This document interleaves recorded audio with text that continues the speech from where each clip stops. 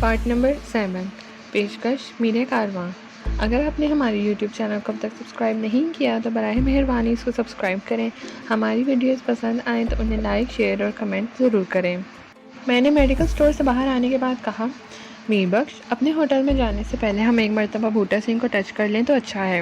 اس نے میری ہاں میں ہاں ملائی اور ہم تینوں بوٹا سنگھ والے ہوٹل پہنچ گئے۔ وہاں کے استقبالیے سے معلوم ہوا کہ محمد بوٹا اپنے کمرے میں موجود ہیں۔ میں نے اس کمرے میں جانے کا ارادہ ظاہر کیا تو استقبالیہ کلرک نے کہا، میں پہلے ان سے پوچھ لوں، آپ کا نام کیا ہے؟ اصلی نام بتانا ضروری تھا ورنہ بوٹا سنگھ الجھن میں پڑ جاتا۔ میں نے اپنا نام وجدان بتایا تو کلرک نے انٹرکام پر بوٹا سنگھ کے کمرے سے رابطہ کیا۔ 1 منٹ تک وہ ریسیور کان سے لگائے رہا، پھر قدرے مایوسی سے بولا، جناب، دوسری جانب کوئی اٹینڈ نہیں کر رہا، لگتا ہے مہمان سو چکا ہے۔ اس بات کا امکان تھا کیونکہ اس وقت رات کے 11 بج چکے تھے اور بوٹا سنگھ آج جن اعصاب شکن کے حالات سے گزرا تھا اس نے اسے توڑ پھوڑ کر رکھ دیا ہوگا۔ اس پر ٹرین کا طویل سفر کی تھکن، میر بخش کی زبانی مجھے پتہ چلا تھا کہ لاہور سے کراچی تک پہنچنے کے لیے لگ بھگ 20 گھنٹے سفر کرنا پڑتا ہے۔ میں نے میر بخش کی طرف دیکھتے ہوئے کہا، ٹھیک ہے، اسے آرام کرنے دیں، صبح ملاقات کر لیں گے۔ ساحل اور میر بخش نے اس بات میں سر ہلایا۔ استقبالیہ کلرک بولا، آپ لوگ 1 منٹ سامنے صوفے پر بیٹھے، میں اوپر جا کر دیکھ لیتا ہوں۔ ہم نے اس کی تجویز سے اتفاق کیا اور انتظار کا لمحہ کارنر میں ایک صوفے پر بیٹھ گئے۔ 1 منٹ بعد کلرک نے آ کر بتایا، میرا خیال ہے مہمان واقعی سو چکا ہے اور اس کی خواہش ہے کہ اسے آرام سے سونے دیا جائے۔ تمہیں مہمان کی اس خواہش کا کیسے علم ہوا؟ میں نے سوال کیا۔ وہ بولا، کمرہ نمبر 102 کے دروازے کے ہینڈل میں نو ڈسٹربنس پلیز کا مخصوص ٹیگ لٹک رہا ہے۔ استقبالیہ کلرک کی وضاحت پر ہم بوٹا سنگھ والے ہوٹل سے نکل کر اپنے ہوٹل میں آ گئے۔ ہوٹل کے ریسٹورینٹ میں اس وقت خاصی گہما گہمی تھی۔ پتہ چلا کہ وہ رونق کسی شادی کی تقریب کے سلسلے میں تھی۔ ہم اپنے کمروں کی جانب بڑھ گئے۔ میر بخش کو ایک فلور مزید اوپر جانا تھا، وہ تیسرے فلور کے کمرہ نمبر 2 میں تھا اور ہم دوسرے فلور کے کمرہ نمبر 1 میں تھے۔ ہم نے اپنے فلور پر میر بخش کو شب بخیر کہا اور اپنے کمرے میں داخل ہو گئے۔ اندر آتے ہی مجھے کچھ عجیب سا محسوس ہوا۔ اس کا میں فوری طور پر یہ فیصلہ نہ کر سکا۔ میری چھٹی اس بار خبردار کر رہی تھی کہ کمرے میں کوئی گڑبڑ ہے۔ ساحل کمرے میں داخل ہوتے ہی چینج کے لیے واش روم میں گھس گئی تھی۔ میں نے کمرے کے دروازے کو اندر سے ڈبل لاک لگایا اور اس گڑبڑ کے بارے میں غور و فکر کرنے لگا جس کا احساس میری چھٹی حس دلا رہی تھی۔ جلد ہی میں اس نتیجے پر پہنچ گیا کہ ہماری موجودگی میں اس کمرے کی تلاشی لی گئی ہے۔ ہمارا بیڈ، الماری اور ٹیبل کو باریک بینی سے دیکھنے کے بعد اندازہ لگایا جا سکتا تھا کہ کسی خاص چیز کو وہاں ڈھونڈنے کی کوشش کی گئی تھی۔ ہمارے کمرے میں سب سے زیادہ خاص چیز وہ ڈائری تھی جس کے حصول کے لیے خونے واقعات پیش آئے۔ مجھے اپنے پورے بدن میں چونٹیاں سی رینگتی میں محسوس ہوئی۔ میں نے سب سے پہلے اس مقام کا جائزہ لیا جہاں میں نے ڈائری چھپایا تھا۔ حفظ مات قدم کے طور پر میں نے اس ڈائری کو بیگ سے نکال کر ایک پردے کے پیچھے کھڑکی کے فریم میں پھنسا دیا تھا۔ وہ سلائڈنگ ونڈو تھی اور جب تک اسے کھولا نہ جاتا ڈائری وہاں محفوظ رہتی۔ میں نے اس بات کا بھی خیال رکھا کہ سلائڈنگ ونڈو کھلنے پر ڈائری کمرے کے اندر ہی گرے۔ یہ ایک عام سی جگہ تھی جس طرف کسی کا خیال نہیں جا سکتا تھا۔ میں نے مسلطن اس راز میں ساحل اور میر بخش کو شامل نہیں کیا تھا۔ میری احتیاط پسندی کام آ گئی۔ ڈائری اپنی جگہ پر محفوظ تھی۔ میں نے ڈائری کو فریم سے نکالا، اسے چوما اور سلائڈنگ ونڈو والا پردہ برابر کر کے کرسی پر آ بیٹھا۔ ساحل نے واش روم سے باہر آ کر میری جانب دیکھتے ہوئے کہا، کیا اس ڈائری کو ہر وقت سینے سے لگائے رہو گے؟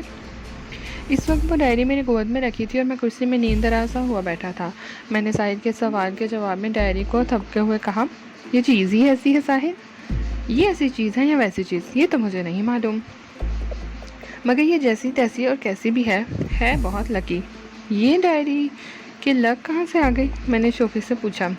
وہ سوچ میں ڈوبے ہوئے لہجے میں بولی، میں نے پارس پتھر کے بارے میں سن رکھا ہے۔ معلوم نہیں ایسا کوئی پتھر حقیقت میں وجود رکھتا بھی ہے یا نہیں، لیکن اس پتھر کے بارے میں یہ مشہور ہے کہ یہ جس چیز سے چھو جائے اسے سونا بنا دیتا ہے۔ میں نے بھی سنا تو ہے، میں نے کہا، اس کے چھونے کی خاصیت کی بنا پر ہی اسے ٹچ سٹون کہا جاتا ہے، مگر میں نے خالی سنا ہی سنا ہے، اس پتھر کو کبھی دیکھا نہیں۔ اگر یہ واقعی وجود رکھتا ہے تو اس کا شمار طلسماتی اور نایاب اشیاء میں ہونا چاہیے۔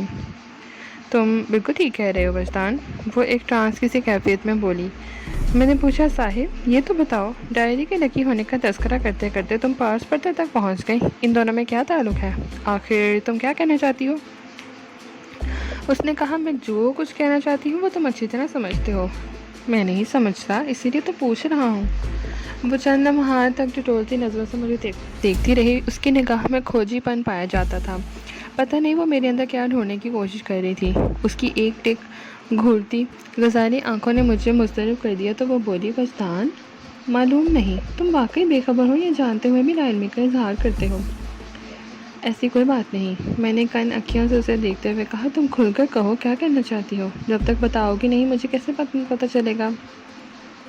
وہ بولی وجدان پارس پتھر جس چیز کو چھو جائے وہ سونا بن جاتی ہے. اسی طرح تم جس شے کو چھو لو وہ لکی ہو جاتی ہے.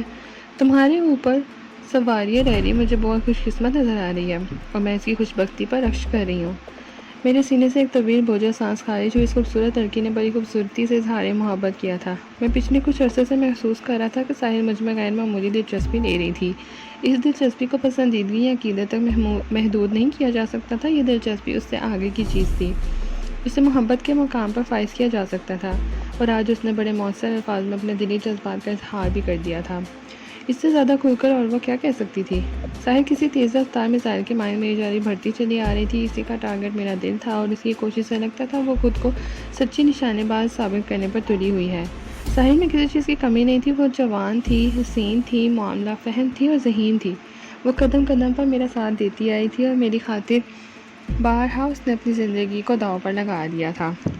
میں اس کے سارے جذبہ قربانی کو مانتا تھا اور بعض معاملات میں اس کا احسان مند بھی تھا، لیکن میں نے کبھی اس کے بارے میں اس انداز میں نہیں سوچا تھا جو اس کے سوچنے کا انداز تھا. شاید میرے دل کا وہ خانہ ابھی واہ نہیں ہوا تھا جس میں محبت کا پودا جڑ پکڑتا ہے اور اشکیائے جذبات نمو پاتے ہیں. یہ بھی ہو سکتا ہے وہ خانہ تو واہ ہو، اس میں محبت کا پودا بھی پروان چڑھا ہو، جذبات بھی موجود ہو مگر اظہار کی زبان سے عاری ہو. گونگا جذبہ کسی کی سمجھ میں نہیں آ سکتا. خود کو گونگا بھی اسے سمجھنے سے قاصر ہوتا ہے. انتہائی طاقتور جسم اور بیدار ذہن رکھنے والا کوئی شخص دلی معاملات میں اس قدر کمزور ہو سکتا ہے، اتنا بزدل ہو سکتا ہے. یہ بات سمجھ میں آنے والی تھی اور نہ ہی سمجھائی جانے والی. میں لباس تبدیل کرنے کے لیے واش روم میں گھس گیا. ساحل میرے خیال پر سوار ہو کر اندر آ گئی. وہ میرے دماغ میں تھی اور میں دماغ کو کمرے میں رکھ کر واش روم میں نہیں آ سکتا تھا. کپڑے بدلنے کے دوران میں مجھ سے کئی غلطیاں ہوئیں. میں بار بار خود سے الجھتا رہا. 15 منٹ بعد جب میں واش روم سے نکلا تو خود کو سنبھال چکا تھا. اس ڈائری کا سائز 5.9 انچ تھا. اس پر پیور لیدر کو چڑھایا گیا تھا جس کا رنگ سرخ تھا. ڈائری کے صفحات لگ بھگ 200 ہوں گے جس سے یہ ڈائری میرے ہاتھ چڑھی تھی. میں وقتاً فوقتاً اس میں جھانک رہا تھا تاہم تفصیل سے پڑھنے کا موقع ملا تھا. اس وقت رات کا 1 بجا تھا، یعنی کہ نئی تاریخ شروع ہو گئی تھی.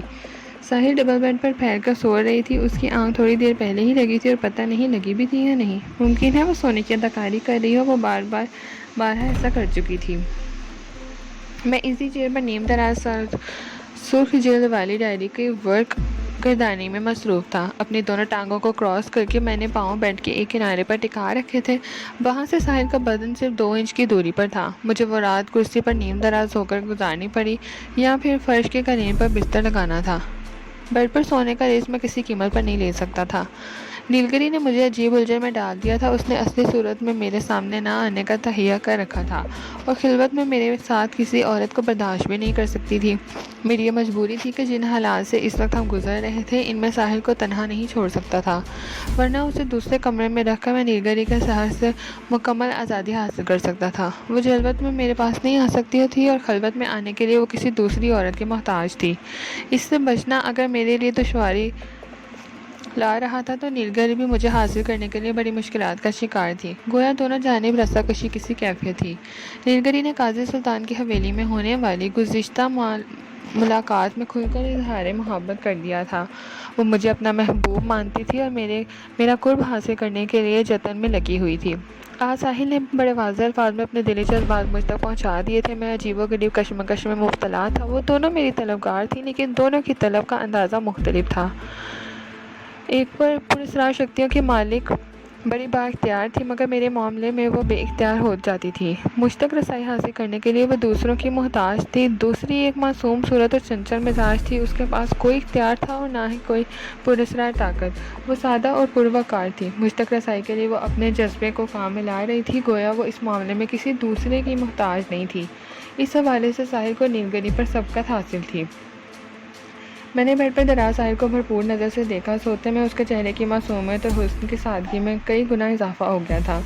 تصنع اور بناؤ سنگھار میں وہ کشش نہیں ہوتی جو جاذبیت سادگی میں پائی جاتی ہے۔ جو چیز جتنی زیادہ خالص ہوتی ہے وہ اتنی زیادہ سہل اور سادہ نظر آتی ہے۔ اس کی اثر پذیری کا مقابلہ نہیں کیا جا سکتا۔ میں نے ساحل کے سراپا سے نگاہ ہٹائی اور ڈائری کو پڑھنے لگا۔ رات دبے قدموں سے گزر رہی تھی اور میں معاملے میں مگن تھا۔ اس ڈائری کے غالب حصے میں وہ واقعات درج تھے جو آپ میری اس داستان کی ابتدا میں پڑھ چکے ہیں۔ وہ میرے پیدا ہونے سے لے کر 12 سال کی عمر تک پہنچنے کی تفصیلی کہانی تھی۔ سب سے آخر میں سونے کا ذکر تھا اور وہ بھی اشاروں کنایوں میں تھا۔ میرے والد صاحب کو ان کے مزار اکبر نے اطلاع دی تھی کہ چودھری نوازش علی اپنے چمچہ خاص دارا کی مدد سے بھاری مالیت کا سونا سرحد پار اسمگل کرنے کا ارادہ رکھتا تھا۔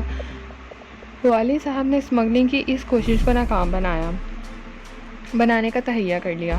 وہ سونا بسکٹ کی صورت میں کینوس کے 6 بڑے سائز کے تھیلوں میں بھرا ہوا تھا۔ 4 تھیلے اسمگلروں نے کار کی ڈگی میں چھپا رکھے تھے جبکہ باقی 2 تھیلے کار کی پچھلی سیٹ پر رکھے تھے۔ والد صاحب کی فائرنگ سے وہ لوگ اپنی گاڑی کو چھوڑ کر بھاگنے پر مجبور ہو گئے۔ والد صاحب کو یہ بات معلوم نہیں تھی کہ کار کی ڈگی میں بھی 4 تھیلے چھپائے گئے ہیں۔ وہ دارا اینڈ کمپنی کے فرار پر کار کی پچھلی سیٹ پر موجود تھیلے حاصل کرنے میں کامیاب ہو گئے۔ اسی وقت دارا واپس آ گیا، لہٰذا والد صاحب کو وہاں سے نکلنا پڑا۔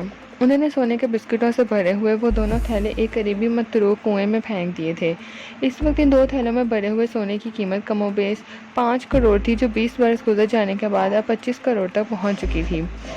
بالآخر آخری صفحات میں والد صاحب نے رہٹ والے اس متروک کنویں کی نشاندہی کی تھی۔ سرحد سے ملی ہوئی زمین میں ایک مقام پر سرخ قلم سے دائرہ بنایا گیا تھا۔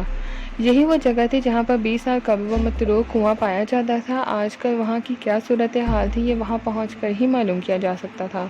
سمجھنے والے کے لیے اس میں بہت سی نشانیاں تھیں۔ میں اس ڈائری کے مندرجات کا اچھی طرح مطالعہ کر چکا تھا۔ میں نے ڈائری بند کر دی، پھر دیوار کی ایک کلاک کی جانب میری نگاہ اٹھ گئی۔ کلاک 3 بجے کا وقت بتا رہی تھی۔ میں نے ایک جمائی لی اور سونے کے بارے میں سوچنے لگا۔ ساحل ابھی تک اسی پوزیشن میں تھی، اس کا مطلب یہی تھا کہ وہ سو چکی تھی۔ اب مجھے بھی اس سے محدود فاصلے پر سو جانا چاہیے تھا۔ میں نے کمرے میں کوئی محفوظ مقام تلاش کرنے کے لیے ادھر ادھر نگاہ دوڑائی۔ اسی وقت ٹیبل پر رکھے ٹیلی فون کی گھنٹی بج اٹھی۔ رات کے سناٹے میں گھنٹی کی آواز ایک عجیب قسم کا تاثر پیدا کر رہی تھی۔ میں نہیں چاہتا تھا کہ اس کی آواز سے ساحل کی نیند غارت ہو، اس لیے دوسری گھنٹی بجنے سے پہلے میں نے ریسیور اٹھا لیا۔ دوسری جانب ہوٹل کا آپریٹر تھا۔ کیا بات ہے؟ میں نے اس کے ہیلو کے جواب میں کہا۔ وہ منت آمیز لہجے میں بولا، sorry sir, I am very sorry, میں آپ کو اتنی رات کا ڈسٹرب کر رہا ہوں۔ آگے بھی کچھ کہو گے یا؟ میں نے سخت الفاظ کا استعمال کرتے ہوئے جملہ ادھورا چھوڑ دیا۔ ایک مرتبہ پھر سوری کی گردان کرنے لگا اور بعد میں بولا، سر آپ کے لیے ایک ایمرجنسی کال ہے، آپ کے والد صاحب بات کر رہے ہیں۔ مارٹ تان سینس بے اختیار میرے منہ سے نکلا۔ وہ بولا، سر آپ گھر سے ناراض ہو کر آئے ہیں نا، اسی سلسلے میں وہ آپ سے بات کرنا چاہتے ہیں۔ آپریٹر کی بے سرپا باتیں سمجھ سے بالاتر تھی۔ اس وقت وہ مجھے کوئی فاتر العقل شخص لگا۔ والد صاحب کے انتقال کو کم و بیش 8 سال گزر چکے تھے۔ میں نے آپریٹر سے الجھنا مناسب نہ سمجھا اور کہا، ٹھیک ہے میری بات کراؤ۔ اگلے ہی لمحے اس نے مجھے لائن دے دی۔ ہیلو، میں نے گہری سنجیدگی سے ماؤتھ پیس میں کہا۔ دوسری جانب سے ایک اجنبی آواز نے میری سماعت پر دستک دی۔ جاگ رہے ہو برخوردار؟ اس کی آواز میں بھاری پن اور ایک مخصوص قسم کی گونج تھی۔ میں نے سپاٹ لہجے میں پوچھا، کون ہو تم؟ کیا آپریٹر نے تمہیں میرے بارے میں کچھ نہیں بتایا؟ اس نے تعجب سے استفسار کیا۔ کیا تم بھی وہی بکواس کرنا چاہتے ہو جو آپریٹر نے کی؟ وہ گہری سنجیدگی سے بولا، برخوردار، میں تمہارا باپ میاں زاہد حسین بول رہا ہوں۔ مجھے ایک جھٹکا سا لگا، اس لیے نہیں کہ وہ چودھری کا ایک طاقتور اور تجربہ کار ماہرہ تھا، بلکہ اس لیے کہ اس نے مجھے ٹریس کر لیا تھا۔ نہایت ہی تشویشناک صورتحال پیدا ہو گئی۔ میرا ذہن یک وقت کئی محاذوں میں مصروف ہو گیا۔ کیا میرا نام سنتے ہی تمہاری جان نکل گئی؟ اس نے سنسناتے لہجے میں پوچھا۔ خاموش کیوں ہو؟ میں نے اپنے پاؤں کے نیچے سے ساحل کی پنڈلی پر مساج کرتے ہوئے ماؤتھ پیس میں کہا، تم بھونکتے جاؤ، میں سن رہا ہوں۔ کیا اپنے باپ سے تم اسی لہجے میں بات کرتے تھے؟ وہ دھاڑ سے مشابہ آواز میں مستفسر ہوا۔ میں نے جواباً ٹھوس لہجے میں کہا، میں منہ دیکھ کر تھپڑ مارنے کا عادی ہوں۔ جو مجھ سے جس لہجے میں بات کرتا ہے میں اسی لہجے میں جواب دیتا ہوں۔ تم ایک ایسے ہی جاندار ہو جس پر بھونکنے کے الفاظ جچتے ہیں۔ ساحل نے میری کوشش کے جواب میں کسمسا کر آنکھیں کھول دی۔ میں نے اپنے ہونٹوں پر انگلی رکھ کر اسے مکمل خاموش رہنے کا اشارہ کیا اور میاں زاہد کی جانب متوجہ ہو گیا۔ وہ نہایت ہی زہریلے لہجے میں کہہ رہا تھا، تمہارے بارے میں جو کچھ سنا تھا تم ویسے ہی ثابت ہوئے۔ مطلب کی بات کرو، میں نے سخت لہجے میں کہا۔ اس دوران میں ساحل اشاروں میں مجھ سے پوچھ رہی تھی کہ فون پر کس سے بات کر رہا ہوں۔ میں نے ماؤتھ پیس پر اپنی ہتھیلی جما کر اسے دھیمی آواز میں بتایا کہ دوسری جانب میاں زاہد حسین ہے۔ وہ ہراساں دکھائی دینے لگی۔ میں نے اسے تسلی آمیز اشارہ کیا اور اپنی توجہ ایئر پیس پر مرکوز کر دی۔ وہ کہہ رہا تھا، میرا مقصد اور مطلب تم اچھی طرح جانتے ہو برخوردار۔ مجھے وہ ڈائری چاہیے جو بوٹا سنگھ نے تمہارے حوالے کی ہے۔ تم یہ بات اتنے وثوق سے کس طرح کہہ سکتے ہو؟ وہ گمبھیر آواز میں بولا، میں بات کو گھما پھرا کر کرنے کا عادی نہیں ہوں، اس لیے تم سیدھی اور سچی بات کرو۔ میں نے کہا، مجھے بھی پہیلیاں بجھوانے کا کوئی شوق نہیں۔ تم جس ڈائری کا ذکر کر رہے وہ میرے پاس نہیں۔ پھر وہ ڈائری کہاں ہے؟ بوٹا سنگھ کے ہی پاس ہوگی، اس نے گول مول جواب دیا۔ وہ کاٹدار لہجے میں بولا، وہ ڈائری بوٹا سنگھ کے پاس تو نہیں ہے۔ کیا مطلب؟ تم بوٹا سنگھ سے مل چکے ہو؟ میں نے ہکلاتے ہوئے کہا۔ وہ صفاقی سے بولا، 1 گھنٹہ پہلے بوٹا سنگھ میرے پاس تھا۔ اس کی زبانی مجھے پتہ چلا ہے کہ بہادر آباد کے ریسٹورنٹ میں اس نے وہ ڈائری تمہارے حوالے کر دی۔ 1 گھنٹہ پہلے بوٹا سنگھ کے میاں زاہد حسین کے پاس ہونے کا مطلب تو یہی تھا کہ اسے اس ہوٹل سے کہیں لے جایا گیا تھا۔ اسی وقت میری نگاہوں کے سامنے وہ ٹیگ ہوں گے جس پر نو ڈسٹربنس پلیز کے الفاظ لگے ہوئے تھے۔ بوٹا سنگھ والے ہوٹل کے استقبالیہ کلرک نے ہمیں یہ اطلاع دی تھی کہ اس کے کمرے کے ہینڈل پر یہ مخصوص ٹیگ لگا ہے۔ اس کا مطلب تھا کہ یہ میاں زاہد حسین کی کارستانی تھی۔ انہوں نے بوٹا سنگھ کو ٹریس کرنے کے بعد اغوا کر لیا تھا۔ اس خیال سے میرے پورے وجود میں سنسنی سی پھیل گئی۔ ہم یہی سمجھے تھے کہ بوٹا سنگھ تھکن کے باعث گہری نیند سو رہا ہوگا۔ میں نے اکھڑے ہوئے لہجے میں کہا، میاں زاہد سے پوچھا، اس وقت بوٹا سنگھ کہاں ہے؟ اس وقت وہ بہت اچھی جگہ پر ہے، وہ گمبھیر آواز میں بولا، ہر غم و فکر سے آزاد۔ میں سمجھ گیا کہ انہوں نے بوٹا سنگھ کو قتل کر دیا تھا۔ غصے کی شدت سے میری آواز میں ارتعاش پیدا ہو گیا۔ تم لوگ درندے ہو، میں نے خاصی اونچی آواز میں کہا، اور تم بھی کچھ کم نہیں ہو۔ میاں زاہد پھنکارا، تم نے آج دوپہر کو راشد منہاس روڈ پر میرے 3 آدمیوں کو بے دردی سے موت کے گھاٹ اتار دیا۔ ابھی تو ایک ہی صاحب ہوا ہے، باقی 2 کا باقی ہے۔ وہ 2 تم تینوں میں سے کوئی ہو سکتے ہیں؟ وہ انتہائی بے تکی بات کر رہا تھا۔ شیڈ نشینوں کی موت میں CFA والوں کا ہاتھ تھا۔ میں نے بھبرے ہوئے لہجے میں کہا، تم مجھ پر جھوٹا الزام لگا رہے ہو۔ تمہارے آدمیوں کی موت سے میرا کوئی تعلق نہیں۔ انہیں ان کے دشمنوں نے گولیوں کا نشانہ بنایا تھا جو ایک نیلی ہائی روف میں ان کا تعاقب کر رہے تھے۔ تو یہ تو تم کہہ رہے ہو نا؟ وہ معنی کے انداز میں بولا، ہم تو یہ سمجھتے ہیں کہ تم ہی ان کے قاتل ہو۔ کل صبح کے تمام اخبارات میں بھی ہماری بات کی تصدیق کریں گے۔ اس کی بات سن کر میں سناٹے میں آ گیا۔ میں نے سرسراتی ہوئی آواز میں پوچھا، اخبارات والوں کو یہ جھوٹی خبر کس نے پہنچائی؟ وہ بولا، میرے آدمیوں میں سے جو ڈرائیونگ کر رہا تھا اس نے اسپتال میں مرنے سے پہلے پولیس کو متجزہ بیان بھی دیا ہے، اور اس بیان کے مطابق وجدان نامی ایک خطرناک انڈین ایجنٹ نے اس کی شیڈ پر فائرنگ کی تھی۔ وجدان نامی یہ شخص راک کا تربیت یافتہ ایجنٹ ہے اور چند روز قبل وہ غیر قانونی طور پر سرحد پار کر کے انڈیا سے پاکستان میں داخل ہوا ہے اور اب کراچی میں دہشت گردی کی وارداتیں کر رہا ہے۔ اس کا مشن امن و امان کی صورت حال کو ختم کر کے خوف و ہراس کی فضا کو قائم کرنا ہے۔ وہ ایک لمحے کو سانس لینے کی خاطر رکا، پھر بات جاری رکھتے ہوئے بولا، باقی کی تفصیل تم صبح کے اخبارات میں پڑھ لینا۔ میاں زاہد حسین پاؤں تلے سے زمین کھینچ لینے والی باتیں کر رہا تھا۔ جواباً میں جو کچھ کہہ رہا تھا اس نے ساحل کو گہری تشویش میں مبتلا کر دیا۔ وہ صرف ایک طرف کی باتیں سن رہی تھی اور پریشان ہو رہی تھی۔ اس کی فکر مندی جائز اور برمحل تھی۔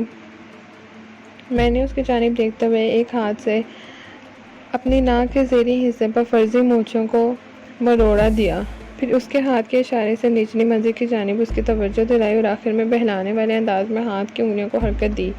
میں نے اشاروں میں اس سے میر بخش کو اپنے کمرے میں بلانے کی ہدایت کی تھی۔ وہ میری بات کا مطلب سمجھ کر اس بات میں سر ہلاتے ہوئے کمرے سے نکل گئی۔ اس دوران میں میاں زاہد سے فون پر بات بھی کر رہا تھا. وہ کہہ رہا تھا ہم تو یہی سمجھ رہے تھے تم سندھ کے صحرا میں ریت پھانکتے پھر رہے ہوگے. میں نے اسے بوٹا سنگھ کے استقبال کے لیے آدمی بھیجے تھے, مگر تمہیں یہاں پا کر مجھے حیرت کے ساتھ ساتھ خوشی بھی ہوئی. تم نے تارا کو بہت نقصان پہنچایا ہے. تم سے دو ہاتھ کرتے ہوئے بہت مزہ آئے گا. میں نے پوچھا تم نے یہ نہیں بتایا کہ میری یہاں آمد کے بارے میں تمہیں کیسے معلوم ہوا؟ کیونکہ تمہارے تینوں ساتھی تو جہنم واصل ہو گئے. شاید میری دہشت نے تمہارے حواس گم کر دیے ہیں. ابھی تھوڑی دیر پہلے تو میں بتا چکا ہوں کہ شیڈ کے ڈرائیور نے مرنے سے پہلے پولیس کو بیان دیا ہے. وہ ایک لمحے کو خاموش ہوا, پھر کہا اس کے علاوہ وہ میرا ایک بائک پر شیڈ والوں کی نگرانی کر رہا تھا ساتھی, اور اس بات سے شیڈ والے وہ تینوں افراد بھی آگاہ نہیں تھے. میرے اسی آدمی نے خفیہ طور پر بوٹا سنگھ کے قیام کا اور تمہارے بارے میں مجھے اطلاعات فراہم کی ہیں. تم خود ہی اپنی باتوں میں پھنس رہے ہو, میں نے طنزیہ لہجے میں کہا. اگر تمہارا کوئی بندہ بائک پر شیڈ والوں کی نگرانی کر رہا تھا تو پھر اس شخص نے یہ بھی دیکھا ہوگا کہ تمہارے 3 آدمیوں کو میں نے نہیں بلکہ نیلی ہائیرو والوں نے قتل کیا ہے. میں نہیں بلکہ تم پھنس رہے ہو. پھنستے ہوئے انسان کا سچ بھی جھوٹ سمجھا جاتا ہے اور پھانسنے والے کا جھوٹ بھی سچ تسلیم کیا جاتا ہے. پولیس اسی بات کا یقین کرے گی جو میں کہوں گا, کیونکہ تم کچھ کہنے کی پوزیشن میں نہیں ہو. تم تو را کے ایجنٹ ہو, پڑوسی ملک سے دہشت گردی کی خطرناک تربیت لے کر یہاں پہنچے ہو. کیا تم میرے دعووں کو جھوٹا کہہ سکو گے؟ تمہارے پاس اپنی کوئی شناخت نہیں ہے. تم ایک نمبر کے شیطان ہو. بے اختیار میرے منہ سے نکلا. چلو تم نے مجھے ایک طاقتور تو مانا, شیطان ہی صحیح.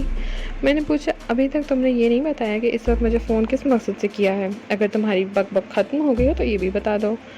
اس نے بڑے مکرو انداز میں کہکا لگایا اور ٹھہری ہوئی آواز میں بولا پہلے مجھے شک تھا, اب یقین ہوا. میری دہشت نے تمہارے حساب کو شیر و تمہاری یاداشت کو بالکل ہی بیکار کر دیا. میں تھوڑی دیر پہلے تو میں بتا چکا ہوں مجھے وہ ڈائری چاہیے جو بہادر آباد کے ریسٹورینٹ میں بوٹا سنگھ نے تمہیں دی تھی. میں دانستہ زاہد حسین کو باتوں میں لگا کر کچھ وقت حاصل کر رہا تھا. مجھے میل بخش کا انتظار تھا. میں نے کہا تم اس ڈائری کی فرمائش کر رہے ہو نا جس کی خاطر تم نے ہمارے کمرے کی تلاشی کرائی ہے؟ اس کے ساتھ ہی میں نے فون کے ریسیور کو کندھے کے کان سے پیچھے دبا کر نہایت ہی مہارت کے ساتھ بآہستگی ڈائری کا وہ ورق پھاڑ لیا جس کے دونوں صفحات پر آگے پیچھے سونے والے متروک کنویں کی تفصیلات اور مقام کی نشاندہی کی گئی تھی. یہ ورق پھٹنے سے ڈائری کی ابتدائی صفحات میں بھی ایک وقت آزاد ہو کر باہر نکل آیا. جو لوگ ڈائری یا نوٹ بک سے ورق پھاڑنے کا تجربہ رکھتے ہیں وہ میری بات کو آسانی سے سمجھ جائیں گے. میں نے مذکورہ دونوں اوراق کو طے کر کے اپنی محفوظ جیب میں رکھ لیا, گویا میں 25 کروڑ کے سونے کا اپنے پاس محفوظ کر لیا.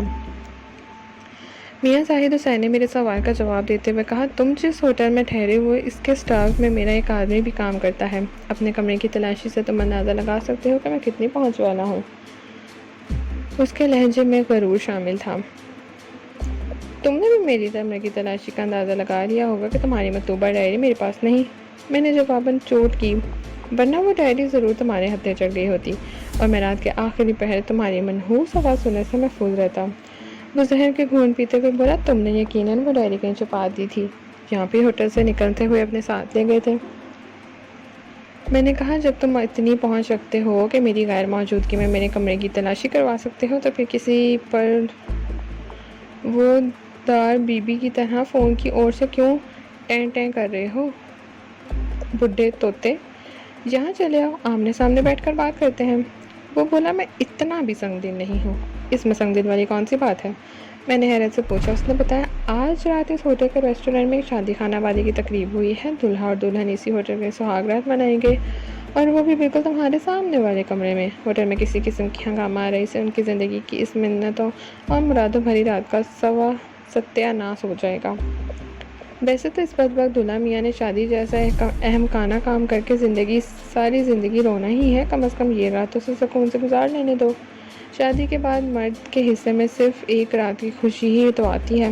اس بیچارے کو اپنی مختصر سی خوشی کا ایک ایک لمحہ کشید کرنے دو. پھر تم کیا چاہتے ہو؟ وہ بولا مجھے تمہارے ساتھیوں سے کوئی غرض نہیں, صرف تم سے اور ڈائری سے مطلب ہے. اگر تم میری بات مانتے ہو تو ڈائری میرے حوالے کر دو تو میں تم سے بھی کوئی تعلق نہیں رکھوں گا. یہ میرا تم سے وعدہ ہے کہ ڈائری حاضر کرنے کے بعد میں تمہیں آزاد چھوڑ دوں گا. تم اگر چاہو تو میں انڈین ایجنٹ کے چکر سے بھی نکال دوں گا. وہ انتہائی مکاری سے جھوٹ بول رہا تھا. میں اس وقت چودھری نوازش علی کے حلق کی ہڈی بنا ہوا تھا۔ وہ مجھے سے ڈائری حاصل کرنے کے بعد مجھے آزاد چھوڑنے کی بات اس طرح کر رہا تھا جس طرح ریپر میں سے چاکلیٹ نکالنے کے بعد ریپر کو پھینک دیا جاتا ہے۔ میں اس کی چال میں آنے والے بے وقوفی نہیں کر سکتا تھا۔ بہرحال اس کی مکاری کی آخری تہہ تک پہنچنے کے لیے میں نے کہا ٹھیک ہے، اگر تم مجھ سے لا تعلق ہونے کا وعدہ کرتے ہو تو میں یہ ڈائری تمہیں دینے کو تیار ہوں، بولو میں نے یہ ڈائری تم تک کیسے پہنچانی ہے؟ دوسری جانب ایک لمحے کے لیے خاموشی طاری ہو گئی، پھر میاں زاہد حسین کی سرور آواز ریسیور میں ابھری۔